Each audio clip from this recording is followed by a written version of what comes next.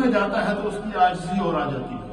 پھر وہ گھٹنوں کے بل جب زمین پر جاتا ہے تو وہ اپنے آپ کو اظہار کر رہا ہوتا ہے کہ اللہ میں نے بالکل اپنے آپ کو زمین پر گرا دیا ہے. پھر حضور نے فرمایا کہ پھر وہ بندہ جب سجدے میں جاتا ہے اور اپنی پیشانی کو زمین کے اوپر رکھتا ہے تو گویا کہ وہ اپنی ہستی کو خدا کے سامنے مٹا دیتا ہے. اور پھر اس عالم میں کیا کرتا ہے؟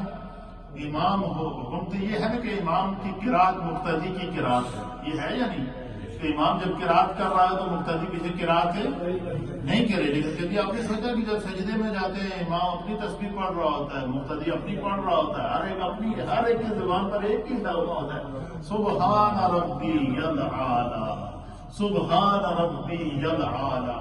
حضور علیہ السلام نے فرمایا کہ یہ عمل بندہ مومن کا خدا کو اتنا پسند ہے کہ یہ ہر بندہ دل میں کہہ رہا ہوتا ہے.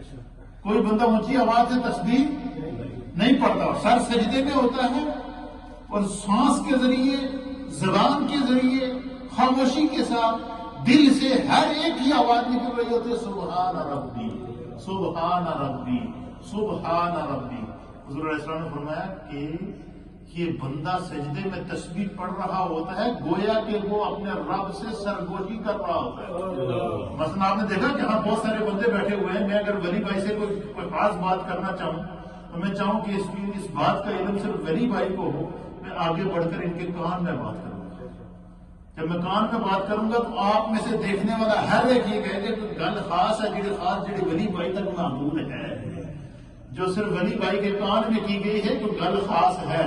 نبی پاک نے فرمایا کہ جب بندہ سجدے میں جا کر سبحان ربی الاعلی کی صدا کو بلند کرتا ہے اور وہ بڑا خاموشی کے ساتھ ہو رہا ہے, حضور نے فرمایا گویا کہ وہ اپنے رب سے سرگوشی کر رہا ہوتا ہے, اپنے رب سے اپنے دل کا راز کہہ رہا ہوتا ہے, اپنے رب سے اپنے نیاز کو بیان کر رہا ہوتا ہے, اپنے رب سے راز و نیاز کی باتیں کر رہا ہوتا ہے. اور حضور علیہ السلام نے فرمایا کہ یہ عمل بندے کا خدا کو اتنا محبوب ہے, اتنا محبوب ہے کہ بندہ جب سجدے میں جا کر کہتا ہے نا سبحان ربی, وہ کیا تو دل میں رہا ہوتا ہے.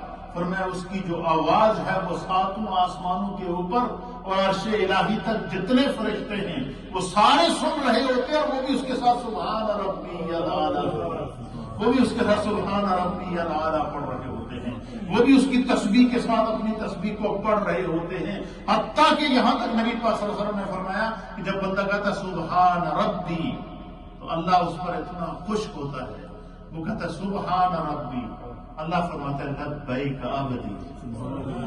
اپنے رب کو یاد کرنے والے, رب کی تسبیح بیان کرنے والے, اپنے رب سے سرگوشی کرنے والے, لبیک عبدی, تیرا رب تیرے سامنے ہے, مانگ کیا مانگتا ہے. اس لیے علماء اور محدثین نے لکھا ہے, اللہ علماء اور محدثین نے لکھا ہے کہ حضرت مولانا امجد علی صاحب اعظمی رحمت اللہ تعالی علیہ خلیفہ اعلیٰ حضرت امام اہل سنت نے بہار شریعت کے اندر یہ لکھا ہے, سجدہ کے باب کے اندر, سجدہ کے باب کے اندر آپ نے لکھا ہے کہ اگر کوئی بندہ یہ چاہے کہ میری یہ دعا اللہ کی بارگاہ میں قبول ہو تو اس کی انہوں نے کہا میں تمہیں گارنٹی دیتا ہوں ایک وظیفہ ہوگا. آپ نے اس بار شریعت کے اندر لکھا ہے کہ اگر تم یہ چاہو کہ تمہاری وہ دعا اسی وقت قبول ہو تو فرمایا کہ ایک وظیفہ یہ ہے, فرمایا کہ یہ جو قرآن پاک کے اندر کتنے سجدے ہیں, 14. قرآن میں کتنے سجدے ہیں؟ سجدہ تلاوت قرآن کے اندر اعناف کے نزدیک 14 ہیں اور امام شافعی کے نزدیک 15 ہیں. تو قرآن میں کتنے سجدے ہیں؟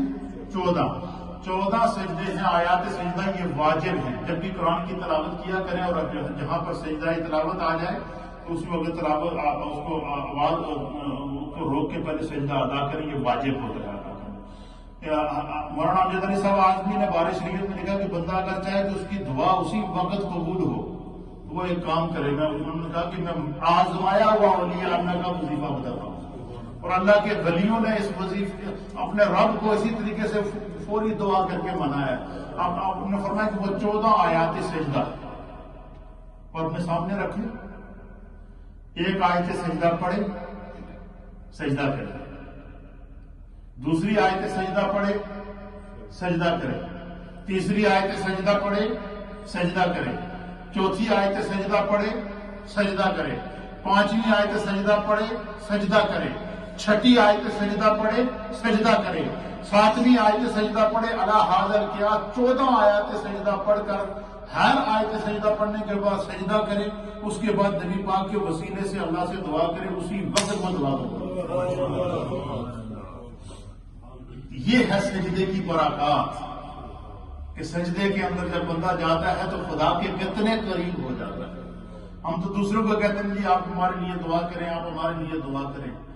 हर एक खुद कुछ नहीं करते और हर एक को खुदावंद कुद्दूस ने अपने कुर्ब का एक बेहतरीन जरिया बताया है। वो क्या है कि 5 वक्त की नमाज पढ़ लो, रात के किसी कोने में उठकर एक लम्हा वुजू करके 2 रकात सलातुल हाजात पढ़ के अपने सर को सजदे में रख के चंद लम्हे से तस्बीहात पढ़ के फिर हाथ उठाकर दुआ मांगो। फिर देखो खुदा करता क्या है, कितना करम करता है, कितना फजल करता है। हम में से हर एक